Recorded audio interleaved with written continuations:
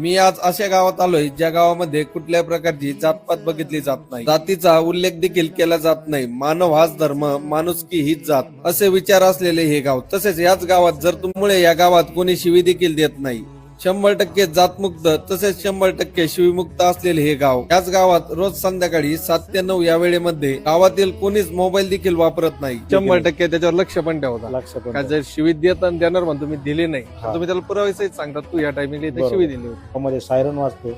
Siren वाजला की कुटुंबातील सगळ्यांनी मोबाईल बाजूला ठेवायचे.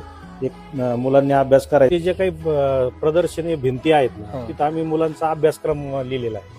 याच गावात एक माणुसकीची भिंत आहे, जिथे लोक जुने कपडे ठेवून जातात आणि ज्याला गरज असेल तो घेऊन जातो. गावातीलच असलेल्या जिल्हा परिषद शाळेतील विद्यार्थी कॉम्प्युटर पेक्षाही फास्ट आहे आणि पूर्णपणे खडूमुक्त शाळा आहे.